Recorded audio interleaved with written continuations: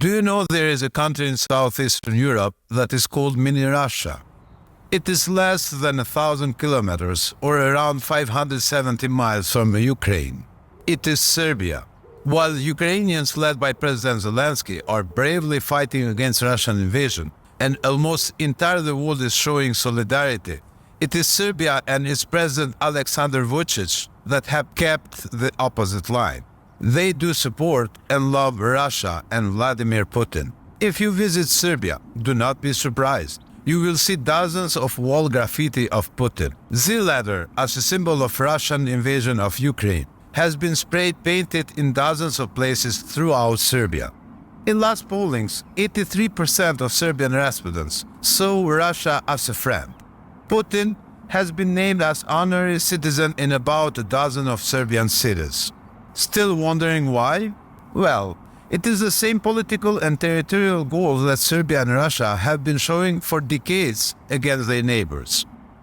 Do you remember who Slobodan Milosevic was?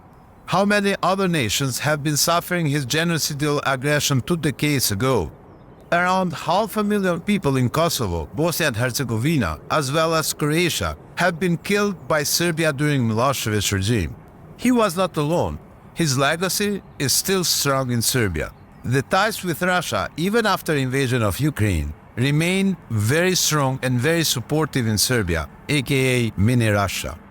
This man is the president of Serbia, Aleksandar Vučić. He has served to Milosevic as his Minister of Information, meaning Minister of Propaganda. This man is the Minister of Foreign Affairs of Serbia, Ivica Dačić. He has served as a spokesperson of Milosevic's political party, which was a party state system. These two are leading Serbia for almost 20 years now. Vučić and Dačić work hand by hand with two other pro-Russian politicians. Aleksandar Vulin, one of the most pro-Russian politicians in Serbia, served as Minister of Defense and Minister of Interior. Nowadays, he is the director of Serbian main intelligence service, which actually represents a model of secret police.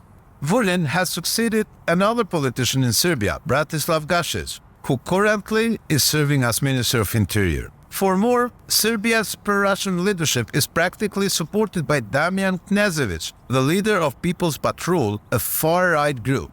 Knežević organized the gathering in Belgrade to support and show solidarity with Russia. Yes, it was just a few months ago, in 2022. Serbia has refused to fully align its foreign policies with the European Union and has worked on strengthening its relations with Russia in parallel. Few weeks ago, Vučić said that Serbia remains on the European path, but also added that it will continue to nourish its friendly ties with Russia. Not only that Serbia has not imposed sanctions on Russia or distanced itself from Putin, but in contrary, Serbia has signed an agreement with Russia to consult each other on foreign policy issues. Putin and Serb President Aleksandar Vučić also have signed a new gas agreement, and the state-controlled Air Serbia airline has doubled its flights from Belgrade to Moscow. On 23rd of September 2022, meaning 7 months after Russia invaded Ukraine, Serbian Foreign Minister Nikola Selakovic signed the agreement along with Russian Foreign Minister Sergei Lavrov. Consulting Russia for Serbian foreign policy? Really? Are they going to consult each other how to promote democracy and human rights in foreign policy? Are they going to consult each other how to promote good neighborhood policies and work together for a better and peaceful region? What really Serbia has to consult Russia about its foreign policy? Actually, Serbia is posing a security threat towards neighboring nations, and it's interfering within the neighbors, aiming to paralyze the democratic processes. In April 2023, Serbia did not allow local Serbs in Kosovo northern municipalities to participate in local elections. Was Serbia consulting Russia to do so? I would not exclude that it was one of the actions of consulting Russia based on the agreement with Lavrov in September 2022. But there is always more to be discussed. Well, Russia and Serbia portray one common enemy. It's NATO and all NATO supporting nations. Mainly because Serbia, just like Russia, cannot stand democracy and good neighboring policies. Serbia is the only nation in Western Balkans or Southeastern Europe that is equipped with Russian systems of weapons and equipment. Serbia has armed itself mostly with Russian warplanes, drones, and anti-aircraft systems. In recent months, Russia has handed over to Serbia 30 battle tanks and 30 armored personnel carriers. Serbia has also recently purchased Russian Pantsir air defense systems. In 2022, President of Serbia Aleksandar Vučić welcomed a shipment of anti-tank missiles from Russia, leading to even more tensions in the region. In 2019, Serbia and Russia have organized a military drill named Slavic Shield 2019. Russia sent even S-400 missiles defense system to Serbia for that military drill. There are more facts to come in next video why Serbia is called Mini Russia. Until then, do not underestimate the fact that after Putin invaded Ukraine, he had strong support in Serbia, where multiple rallies were held in his honor. So, while people of Ukraine are suffering and fighting for their lives, Vučić, Dačić, Vulin, Gašić, Knežević, respectively Serbia, is showing their solidarity, but to Russia, not to Ukraine. Nothing good comes from Mini Russia, Serbia.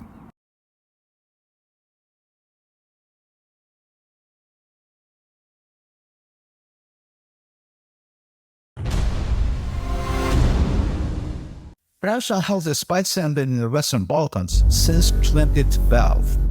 Any guesses? It is in Southeastern Europe, set up on April 25th, 2012. Stumped? It's in Serbia. Where else it could be? Check out our video to learn more about Russia's espionage activities. Our video will guide you through the murky underbelly of Russia's espionage in the Western Balkans. Let's discuss about the Russian-Serbian spy center established in Nish, Serbia on 25th of April 2012. The spying center was established based on the initiative of Sergei Shaibu. Yes, the same Shaibu, who is accused for war crimes in Ukraine as Minister of Defense of Russia. Back in 2012, he was Minister of Emergency Situations in Russia. Guess who the Serbian counterpart was? Ivica Dačić, that Minister of Internal Affairs, ex-spokesperson of the famous Milosevic. The initiative of Shaigu coinciding with support of Dačić. A coincidence? Both are still influential in Russia and Serbia, known for their expansionist agenda, civilian crimes, and serving to the dictators as Milosevic and Putin. Both have been in government for decades. Why doubt the spy center a humanitarian center? Does anyone really think Russia and Serbia are focused in humanitarian issues in the Balkans? Why can't Russian diplomatic immunity in Serbia? This also enables Saturn employees with diplomatic passports to evade inspections of their activities. Uncertainty surrounds the diplomatic passports to Russians in this humanitarian center. It allows employees to operate unhindered, their activities unchecked. The fault of uncertainty shrouds the special passports, but one fact stands unchallenged. Serbia is a shelter to Russian operators. Yes, it's clear. Serbia is a haven for Russian spies.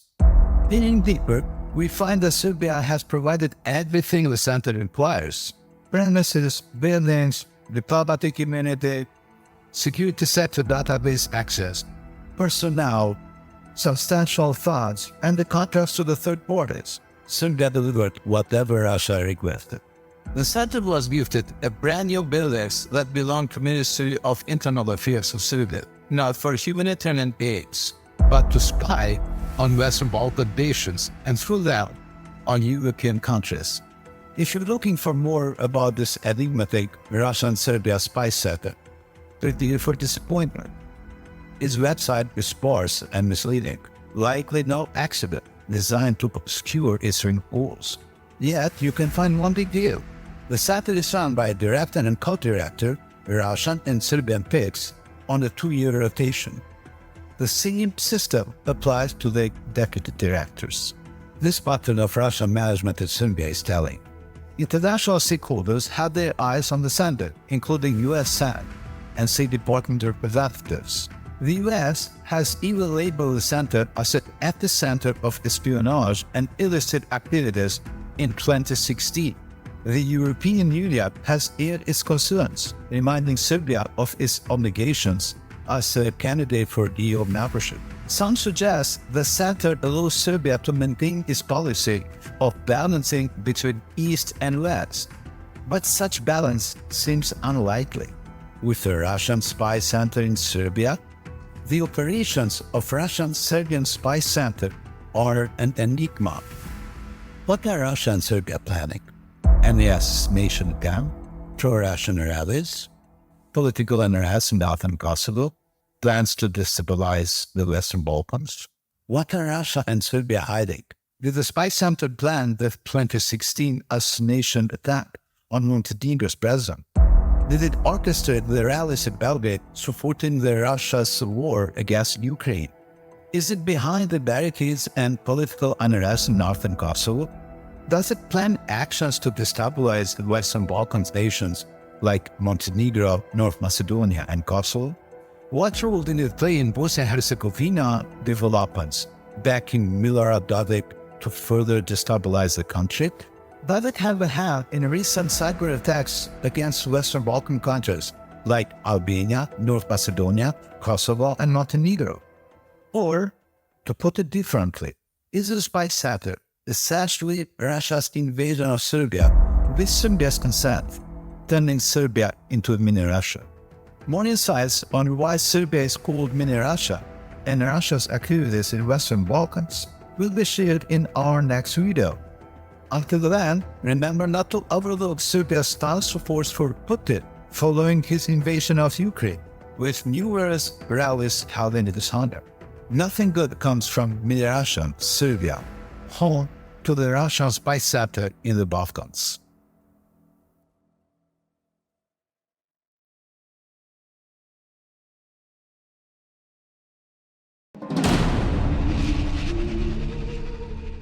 Upon assuming power in Serbia, Slobodan Milosevic exhibited his brutal intentions. In 1987, Milosevic announced Serbia's war against everyone. His objective was the establishment of Greater Serbia, which resulted in loss of nearly 500,000 lives and devastation of Croatia, Bosnia and Herzegovina, and Kosovo. The international community, led by NATO, had to intervene to counteract his atrocities. The legacy of Milosevic's savagery persists. Over the past 2 decades, his associates have held positions of power in Serbia, and their actions have posed threats to neighboring countries. By adhering to Milosevic's hegemonic policies, they perpetuate tensions with Albanians, Croats, Bosniaks, Montenegrins, and Macedonians. Their close ties with Russia engender frequent challenges to NATO, United States, EU, and other democratic nations. What were Slobodan Milosevic's aspirations? What was the death toll during his regime? What were Milosevic's affiliations? When was his brother appointed as ambassador to Russia? Why did his family, including his wife and son, flee to Russia? Did he prepare Serbia to become proxy for Russia through his associates? Equally significant, does Milosevic's influence persist in the mind of Vučić and other leaders of Serbia? What are Serbia's intentions, considering its position as mini-Russia, housing the largest Russian espionage center in all? Milosevic abrogated the autonomy of Kosovo and Vojvodina. Then he attacked Slovenia, but quickly surrendered there, invaded Croatia, and for years of war, he destroyed almost everything. He failed. The resistance of Croatian people prevailed. Today, his servants see Croatia as an enemy, invaded Bosnia and Herzegovina, and caused genocide. The resistance of Bosniaks received the support of the world, but in the agreement, Milosevic gained enough power there to not leave Bosnia comfortable even today. His followers want to take half of his territory. Kosovo was fully occupied for more than 10 years, and for more than 2 years of war, Milosevic caused genocide, deportation, and ethnic cleansing. he deported more than half of Kosovo population. The resistance of Kosovo Albanians was successful, while NATO intervention stopped the genocide. Milosevic failed, but his followers are threatening Kosovo all the time. Slobodan Milosevic was arrested in 2001, indicted for genocide, war crimes, crimes against humanity, deportation. In 2006, his death was announced in a UN prison cell, but his associates still hold ruling positions in Serbia. While the question whether Milosevic is still alive remains an important one, his brutal campaign aimed of creating Greater Serbia, and he believed that through acts of genocide he can achieve that. Serbian President Aleksandar Vučić appears to align with Milosevic's ideology. Even 18 years after Milosevic was arrested, Aleksandar Vučić praised the Balkans butcher. Milosevic was a great Serbian leader whose intentions were certainly for the best, but our results were very poor. Vučić said in 10th of September 2018, "Seriously, Vučić, you consider Milosevic a great Serbian leader?" The complicity of Vučić, Dačić, Vulin, and other leaders of Serbia in that period of Milosevic cannot be denied. They served under Milosevic's regime, offering him their support and admiration. These past atrocities, including massacres and genocide, according to Aleksandar Vučić, elevate Milosevic to a status of great leader. This begs the question, does Serbia aim to repeat such acts? The statement of Vučić adds an alarming dimension to the discussion. Let's examine Aleksandar Vučić's statement praising Milosevic in more details. Great Serbian leader? Vučić's endorsement implies an idolization of Milosevic, suggesting a worrisome trajectory.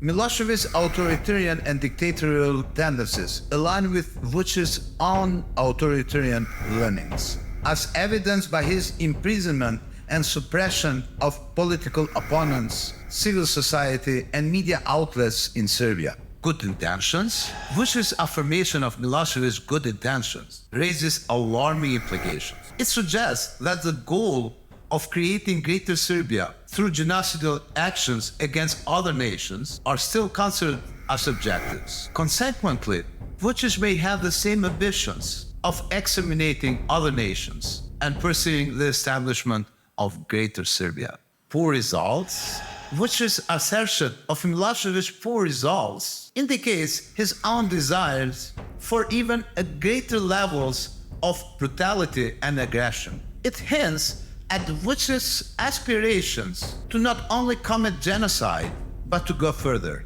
Such outcome would be the definition of Vučić for successful results, surpassing what he perceives as Milosevic's failure. Vučić follows in Milosevic's footsteps, employing similar tactics. He surrounds himself to the individuals who were once loyal to Milosevic, maintaining a network of his servants. Serbian warplanes remain active along Kosovo borders, signaling ongoing tensions. Vučić has deepened ties with Russia. Serbia has expanded its military arsenal, procuring weapons systems from both Russia and China. Financial support is provided to parallel and criminal structures in Kosovo and also neighboring countries, fueling instability.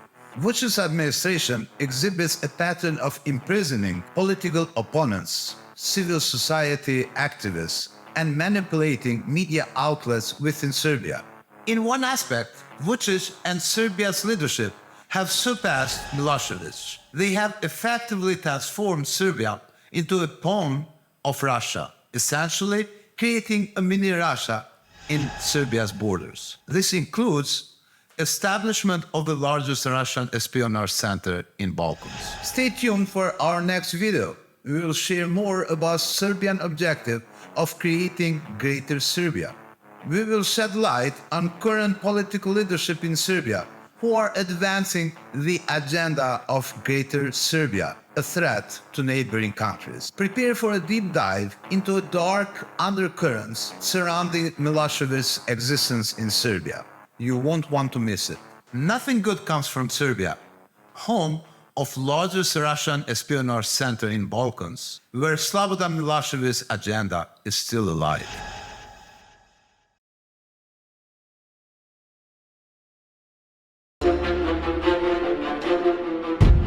Greater Serbia program remains the main threat to Balkan nations. Leadership of Serbia has a dream from the past, the dream of Greater Serbia, the dream of Serbian World. This represents a direct and serious threat to neighboring countries in Western Balkans. In particular, it is a threat to Kosovo and Bosnia-Herzegovina, while the other countries have already joined NATO.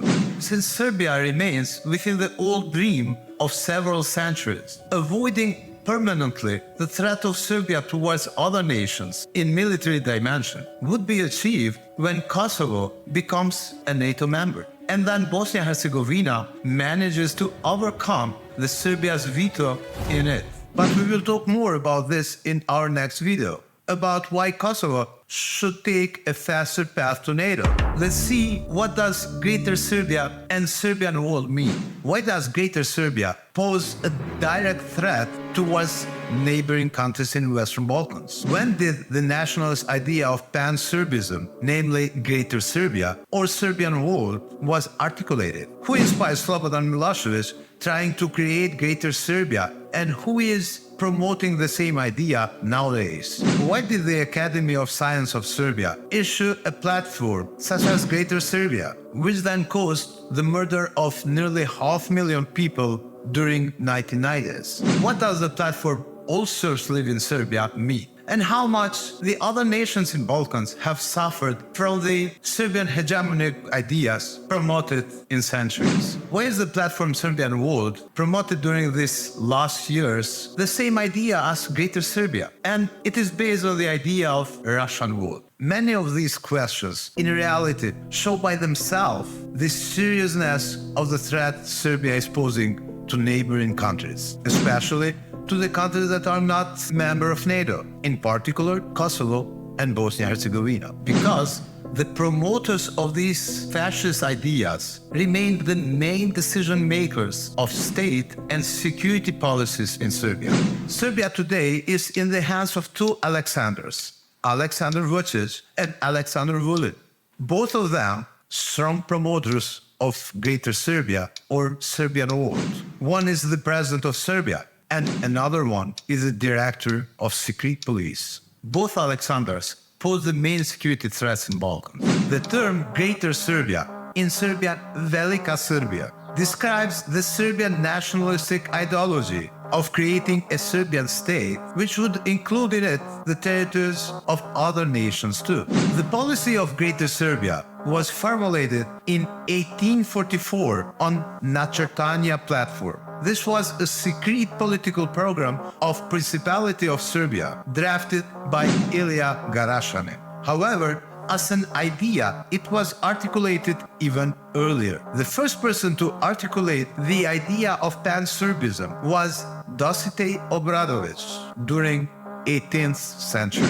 Načrtanja of the Serbian minister Garašanin in 1844 was the platform that inspired the wars and genocide of Serbia against other nations in Balkans. A plan must be constructed which does not limit Serbia to its present borders, but endeavors to absorb all the Serbian people around it. Articulated Ilija Garašanin. Načrtanje, the infamous Serbian plan, was kept secret for more than 60 years, until 1906. Since then, including the time of Balkans Wars, First World War, Second World War, and Milosevic Wars, Plan Načrtanja resulted in millions of people being killed by Serbia. The plan claimed lands inhabited by Bulgarians, Macedonians, Albanians, Montenegrins, Bosniaks, and Croatians. Garašanin's plan also included the methods how to spread Serbian influence in the claimed lands.